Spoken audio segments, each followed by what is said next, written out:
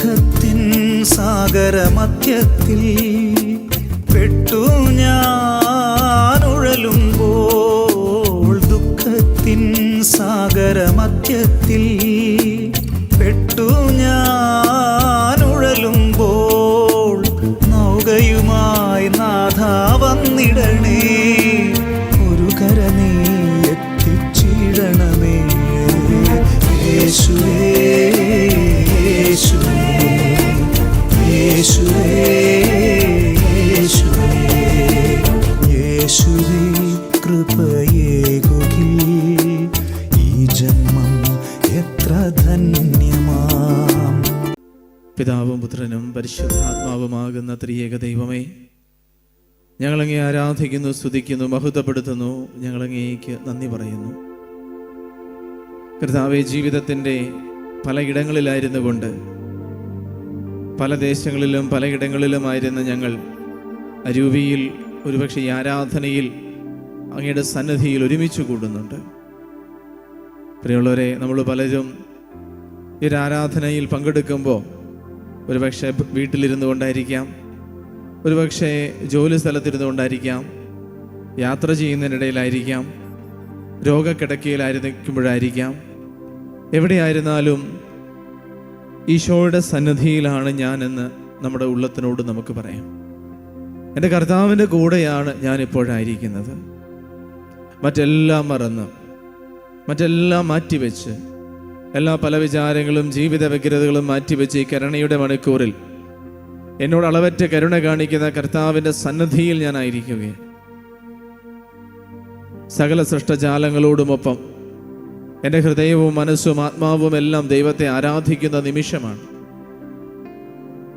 പ്രിയമുള്ളവരെ, ഓരോ ആരാധനയുടെ സമയവും ഞാൻ എന്താണ് ഏറ്റുപറയുന്നത്? അവിടെ നിന്നാണ് എൻ്റെ ദൈവം, അവിടെ നിന്നാണ് എൻ്റെ ദൈവം, അങ്ങല്ലാതെ മറ്റൊരു ദൈവം എനിക്കില്ല. എൻ്റെ ജീവിതത്തിൻ്റെ മേലും ജീവിത സാഹചര്യങ്ങളുടെ മേലും ഞാൻ കടന്നു പോകുന്ന എല്ലാ ജീവിത നിമിഷങ്ങളുടെ മേലും പൂർണ്ണമായ അധികാരമുള്ളവൻ അങ്ങാണ്.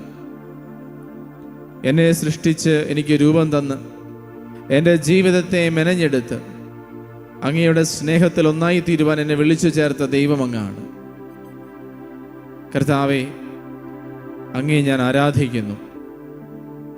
പലപ്പോഴും അങ്ങയെ മറന്ന് മറ്റു പല ലോക വസ്തുക്കളെയും വ്യക്തികളെയും താല്പര്യങ്ങളെയും ഒക്കെ ഞാൻ ദൈവത്തിൻ്റെ സ്ഥാനത്ത് കണ്ടിട്ടുണ്ടാവാം. പക്ഷേ ഇപ്പോഴെനിക്കറിയാം, കർത്താവേ, അങ്ങാണ് എൻ്റെ ദൈവം, അങ്ങാണ് ദൈവം, മറ്റൊന്നുമല്ല, ഞാനുമല്ല. ദൈവത്തെക്കാൾ അധികമായിട്ട് നമ്മളെ തന്നെ നമ്മൾ കരുതിയപ്പോൾ, നമ്മുടെ ഇഷ്ടങ്ങൾക്കും വാശികൾക്കും പിടിവാശി കാണിച്ചപ്പോൾ, സ്വാർത്ഥതയിൽ നമ്മൾ പെരുമാറിയപ്പോൾ, അഹങ്കാരത്തിൽ പെരുമാറുമ്പോഴൊക്കെ അതിൻ്റെ പിന്നിൽ ഒളിഞ്ഞിരിക്കുന്ന വലിയ നുണ എന്താണ്?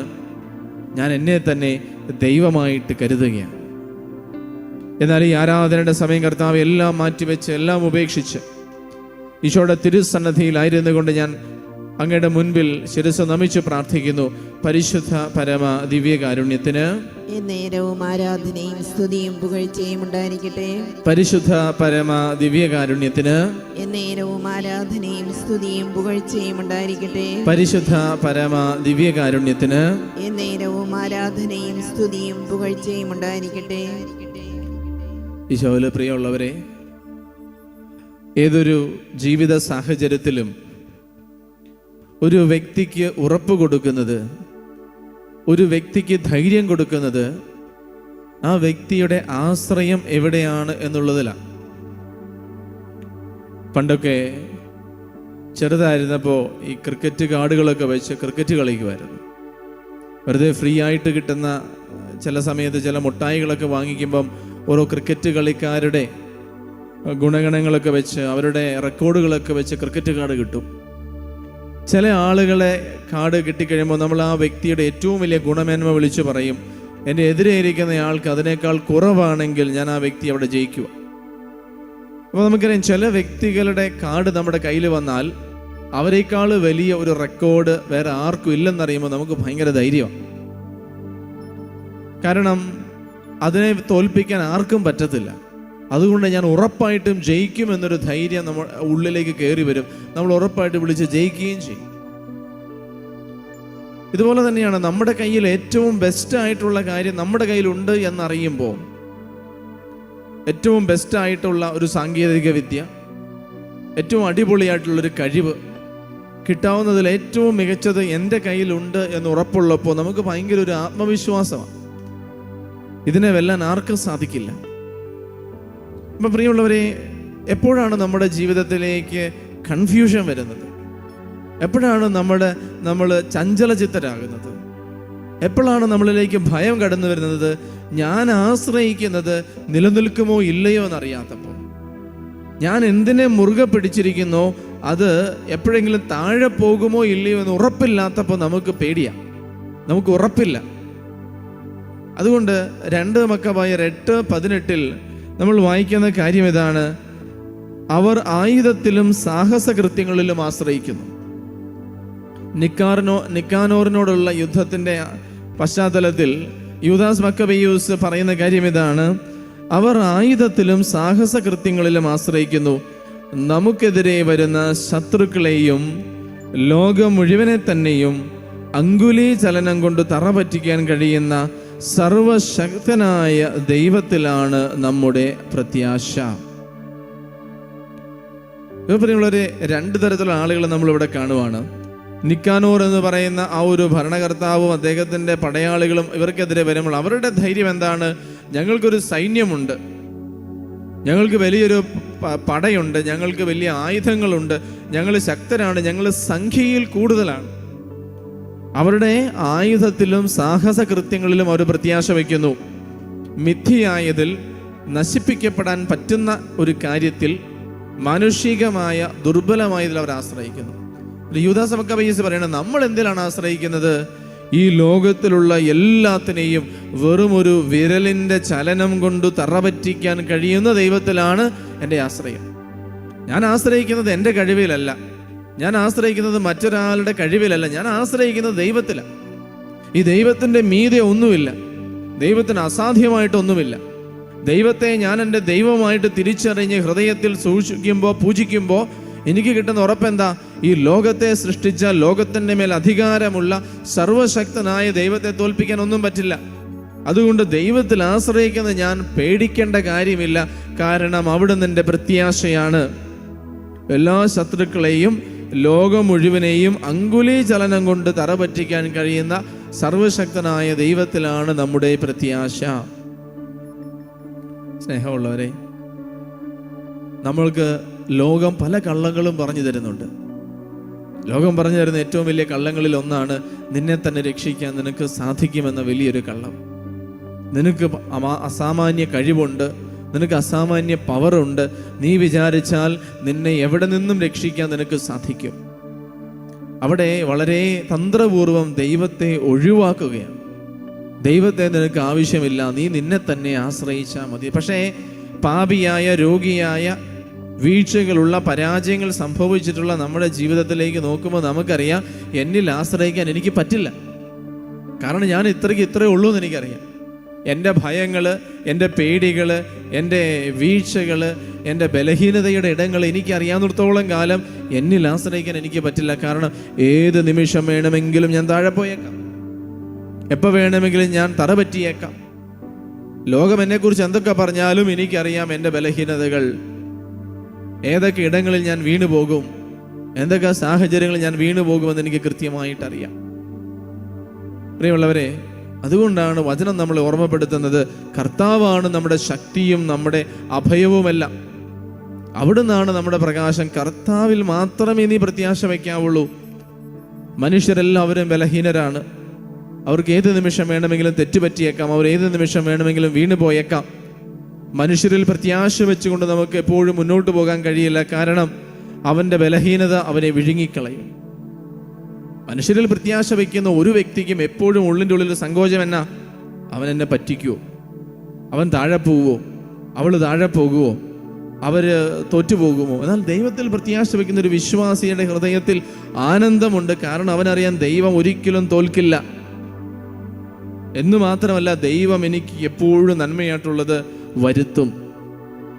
ഇനി ഈ ഒരു പ്രത്യാശയിൽ നടക്കുന്ന ഒരു വിശ്വാസി വെറുതെ ഇരുന്നാൽ മതി, ദൈവം എല്ലാം നോക്കിക്കൊള്ളും എന്ന് പറഞ്ഞ് ഒന്നും ചെയ്യാതിരിക്കണമെന്നുമല്ല വചനം പറയുന്നത്. പിന്നെയോ, ഞാൻ എൻ്റെ ജീവിതത്തിൽ ദൈവം എനിക്ക് തന്നിരിക്കുന്ന എല്ലാ കഴിവുകളും സാഹചര്യങ്ങളും എൻ്റെ എല്ലാ ഫാക്കൽറ്റീസും അതിൻ്റെ പരമാവധിയിൽ ഞാൻ ഉപയോഗിച്ചിട്ട് ഞാൻ ദൈവത്തിൽ ആശ്രയിക്കും. എനിക്ക് ചെയ്യാൻ കഴിയുന്നതും ഞാൻ ചെയ്യേണ്ടതും ദൈവം എന്നിൽ നിന്ന് പ്രതീക്ഷിക്കേണ്ടതും ദൈവം എനിക്ക് തന്നിരിക്കുന്നതുമായ എല്ലാ മേഖലകളിലും ഞാൻ അധ്വാനിക്കും. ഞാൻ എൻ്റെ പരമാവധി എഫേർട്ട് ഇടും. പക്ഷേ എല്ലാത്തിൻ്റെയും പര്യവസാനം, എല്ലാത്തിൻ്റെയും അന്തിമമായ തീരുമാനം ഞാൻ കർത്താവിൻ്റെ കരങ്ങളിൽ ഏൽപ്പിക്കും.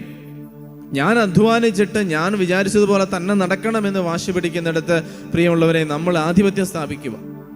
അതുകൊണ്ടാണ് 2 മക്കബായരുടെ അവസാനത്തെ അധ്യായം 15-ാം അധ്യായത്തിൽ വചനം പറയുന്നത്, കൈകൾ കൊണ്ട് യുദ്ധം ചെയ്യുകയും ഹൃദയം കൊണ്ട് പ്രാർത്ഥിക്കുകയും ചെയ്യുക. കൈകൾ കൊണ്ട് യുദ്ധം ചെയ്യുകയും ഹൃദയം കൊണ്ട് പ്രാർത്ഥിക്കുകയും ചെയ്യുക. ദൈവം നമ്മുടെ സഹകരണം ആവശ്യപ്പെടുന്നുണ്ട്. ദൈവം എന്നെ വിജയത്തിൽ എത്തിക്കും എന്ന് പറഞ്ഞ് പരീക്ഷയ്ക്ക് പഠിക്കാതിരുന്നിട്ട് ദൈവം എനിക്ക് മാർക്ക് തരും എന്ന് പറയുന്നിടത്ത് ദൈവം പ്രവർത്തിക്കുന്നില്ല.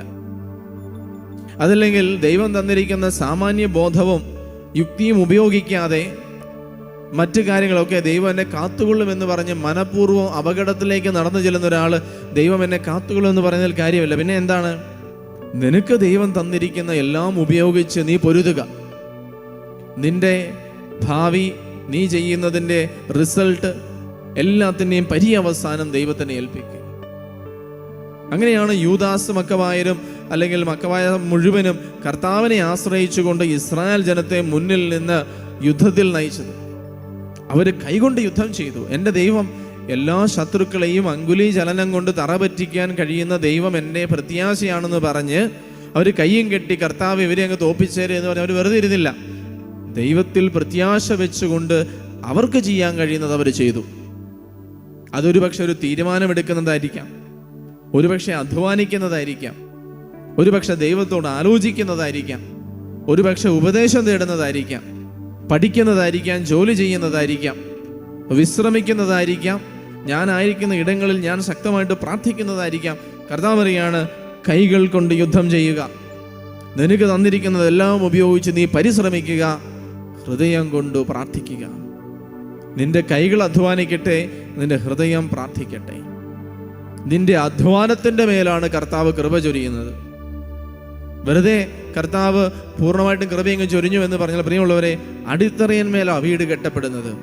അടിത്തറയില്ലാത്തിടത്ത് ഭിത്തി കെട്ടി മേൽക്കൂര വയ്ക്കാൻ നമുക്ക് പറ്റില്ല. നിന്റെ പരിശ്രമത്തിൻ്റെ മേൽ കൃപ ചൊരിയപ്പെടും. നിന്റെ പരിശ്രമത്തിൻ്റെ മേൽ, നിന്റെ അധ്വാനത്തിൻ്റെ മേൽ, നീ എടുക്കുന്ന തീക്ഷ്ണമായ എല്ലാ എഫേർട്ടിൻ്റെ മേൽ ദൈവം കൃപ വർഷിക്കും. അവിടെയാണ് ഫലമുണ്ടാവുന്നത്, അവിടെയാണ് അത്ഭുതം ഉണ്ടാകുന്നത്. ദൈവസന്നിധിയിൽ അവിടുത്തെ കരുണയ്ക്ക് വേണ്ടി പ്രാർത്ഥിക്കുമ്പോൾ പ്രിയമുള്ളവരെ, നമുക്ക് പ്രാർത്ഥിക്കാം, നമ്മുടെ പരിശ്രമങ്ങളിൽ കർത്താവിൻ്റെ കൃപ വർഷിക്കപ്പെടാൻ. നമുക്ക് നൽകപ്പെട്ടിരിക്കുന്ന എല്ലാ കഴിവുകളും എല്ലാ സാഹചര്യങ്ങളും നമ്മൾ പരമാവധി ഉപയോഗിക്കുമ്പോൾ ദൈവം ക്രീം ഓൺ ദ കേക്ക് എന്ന് പറയുന്നത് പോലെ അതിനെ ഏറ്റവും മനോഹരമായിട്ട് അത് എത്തേണ്ടടുത്ത് ദൈവം എത്തിക്കും. നമ്മുടെ എല്ലാ പരിശ്രമങ്ങളെയും ദൈവത്തിൻ്റെ കരങ്ങളിൽ കൊടുക്കാം. മനുഷ്യൻ്റെ വിജയം ദൈവത്തിൻ്റെ കരങ്ങളിലാണെന്ന് നമുക്ക് മറന്നു പോകാതിരിക്കാം. പ്രിയമുള്ളവരെ, കർത്താവിൻ്റെ തിരുസന്നിധിയിൽ അവിടുത്തെ കരുണയ്ക്ക് വേണ്ടി പ്രാർത്ഥിക്കുമ്പോൾ ലോകമാസകളുള്ള എല്ലാ പാപികളെയും കർത്താവിൻ്റെ കരുണക്കടലിൽ മുക്കിയെടുക്കണമേ, അവരെ മാനസാന്തരത്തിലേക്ക് നയിക്കണമേ എന്ന് നമുക്ക് പ്രാർത്ഥിക്കാം. കർത്താവെ, പരിശുദ്ധ കത്തോലിക്ക സഭയെ വിശുദ്ധിയിലും സ്നേഹത്തിലും ഐക്യത്തിലും കാത്തുകൊള്ളണമേ എന്ന് പ്രാർത്ഥിക്കാം. നമ്മുടെ കുടുംബങ്ങളെ, കുടുംബ ബന്ധങ്ങളെ ദൈവസ്നേഹത്താൽ കഴുകണമേ. ഞങ്ങളുടെ കുടുംബങ്ങളിൽ നിന്ന് രോഗവും പാപവും വിട്ടുമാറുവാനും ഞങ്ങളുടെ കുടുംബങ്ങളിൽ ശാന്തിയും സമാധാനവും പുലരുവാനും കർത്താവെ ഞങ്ങൾ പ്രാർത്ഥിക്കുന്നു. രോഗികളായിട്ട് കഴിയുന്നവര്, ജീവിത ക്ലേശങ്ങളാൽ വലയുന്നവര്, സാമ്പത്തിക ഞെരുക്കത്തിൽപ്പെട്ടവര്, പഠന മേഖലയിൽ ബുദ്ധിമുട്ട് അനുഭവിക്കുന്നവര്, കർത്താവെ ജോലിയിൽ കഷ്ടപ്പെടുന്നവർ, അങ്ങനെ ജീവിതത്തിൽ പ്രതിസന്ധികളിൽ തടസ്സങ്ങൾ അനുഭവിക്കുന്നവരെ കർത്താവെ അങ്ങ് കരം പിടിച്ചുയർത്തണമേ. കർത്താവിൻ്റെ തിരുസന്നിധിയിൽ മുട്ടിന്മേലായിരുന്നു കൊണ്ട് കരങ്ങളെ മാറോട് ചേർത്ത് ശിരസ് നമിച്ച് ഈശോയെ ഞാൻ അങ്ങയിൽ ശരണപ്പെടുന്നു എന്ന് പ്രാർത്ഥിച്ചുകൊണ്ട് അവിടുത്തെ ആശീർവാദം നമുക്ക് സ്വീകരിക്കാം.